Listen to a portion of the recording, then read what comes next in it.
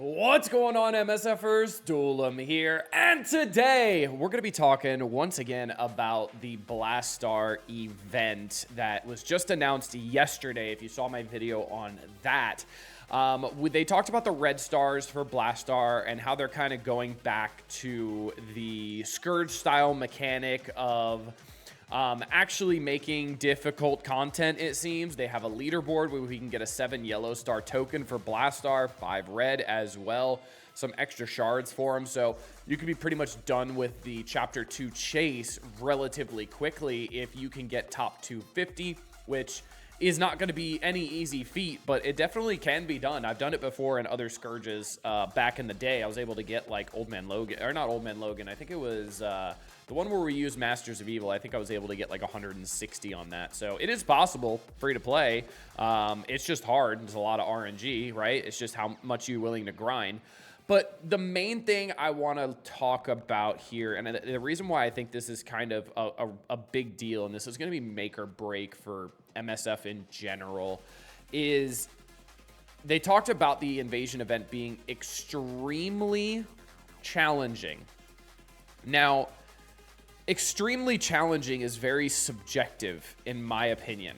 And I think the unfortunate thing is when they use verbiage like this, people are expecting to not be able to clear the hardest difficulty, just like it was for like a Morgan Le Fay Scourge and things like that were literally impossible to complete.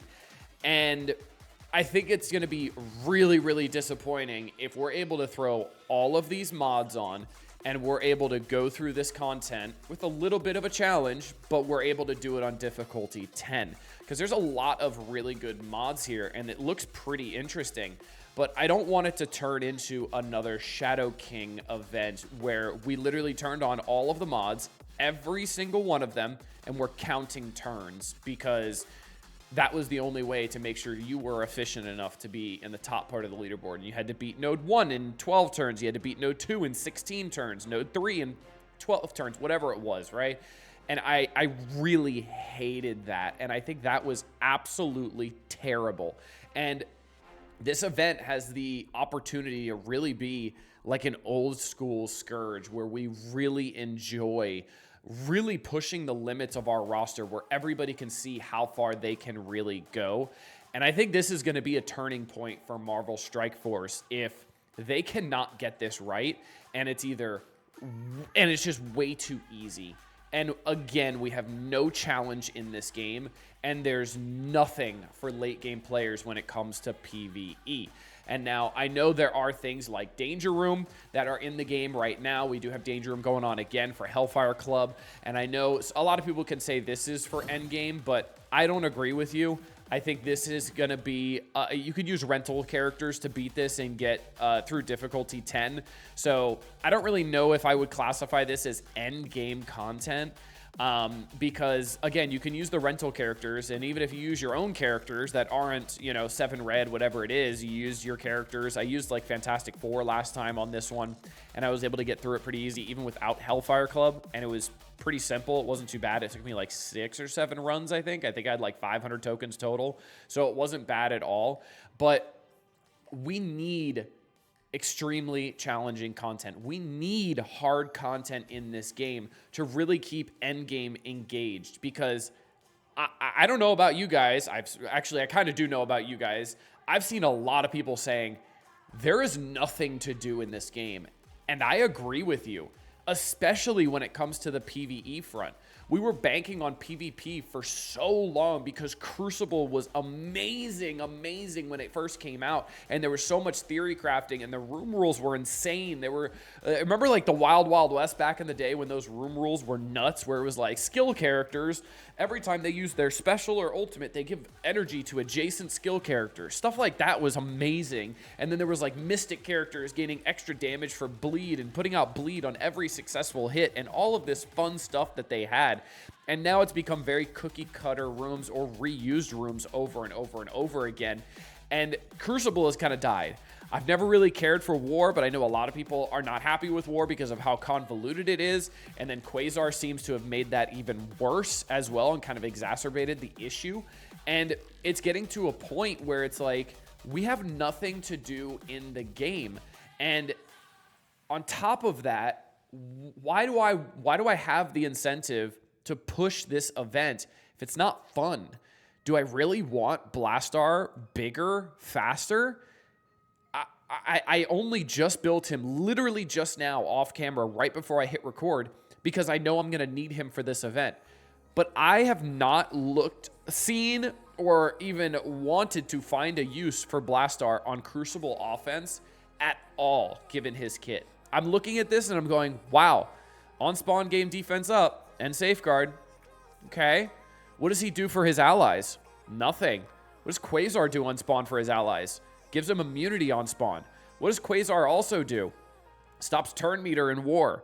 What does he also do? Stops Mephisto in war. What does he also do? Stops exhausted in war.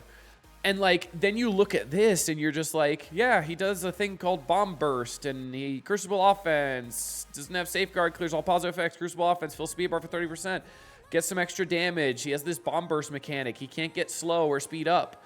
But like, is this really game breaking? Is this something that you're looking at going, I can't wait to get this character up and running, bigger, better, so I can't wait to see how well he can do in this team, in that team, in these teams? Because I'm not looking at him going, man, I can't wait to see how well he does with Cabal. I can't wait to see how well he does with Fantastic Four. I'm looking at this character and I'm like, what's the point? So if there's no point to push this because I want a bigger Blastaar, because I'm excited for him to be able to take on Professor X's, I'm excited for him to take on Mephistos, I'm excited for him to take on Super Scrolls, whatever it is, Odins, anything like that, then this event better be fun. And if this event is not fun, then what's the point? Like, I don't care about the leaderboard, honestly. The only reason I'm even going to push for the leaderboard is sheerly out of fun, because I miss the old Scourges that were fun to push the leaderboards and see how far I can push my account. I don't really care where I land on the leaderboard. I just want to push my account, and I want to make a guide for you guys to push your accounts as far as possible. But I'm not pushing for the rewards, because the rewards are not game changing. When we tested Blastaar at 7-7, 7 yellow, 7 red on the test server, he was not good. And when I say not good, I mean like a C+ at best. He was very average. And it's so sad to see that, because I was so excited when they announced Blastaar as the next Cosmic Crucible Legendary, because that was the time when we were still just getting Quasar fully powered up, fully ready to go.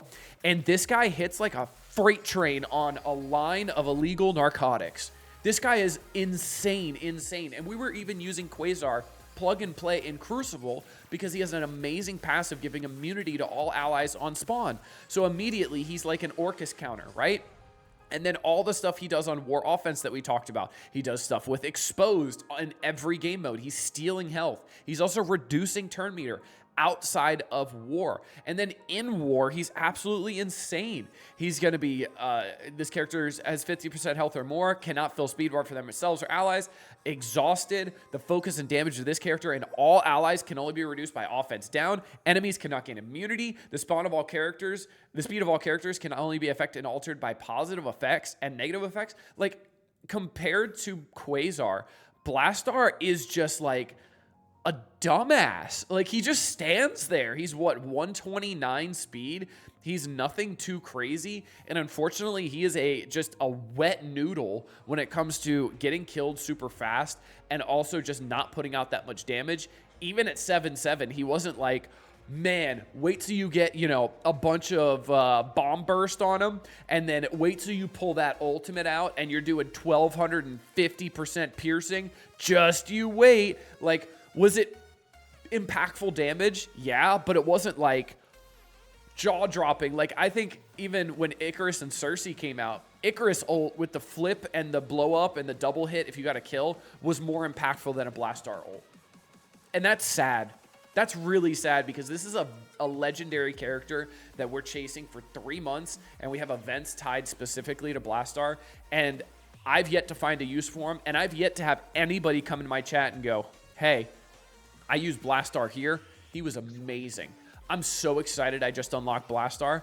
I've had more people in the past 3 weeks tell me I unlocked Super Scroll and I'm super excited. I unlocked Mephisto and I'm super excited.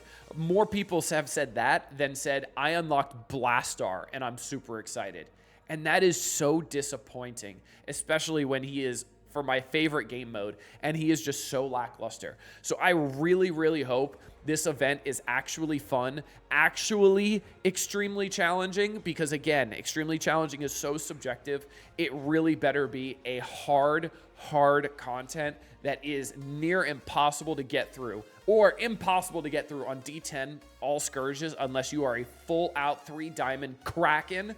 Then I don't want anybody clearing the hardest difficulty. And if it gets to the point where we are clearing the hardest difficulty, like a lot of people are, like more than 500 people are, more than 1,000 people are, that's another issue. They need to make hard content so we can actually test our rosters and have fun. Because right now, there is no hard content in Marvel Strike Force, and that needs to change badly.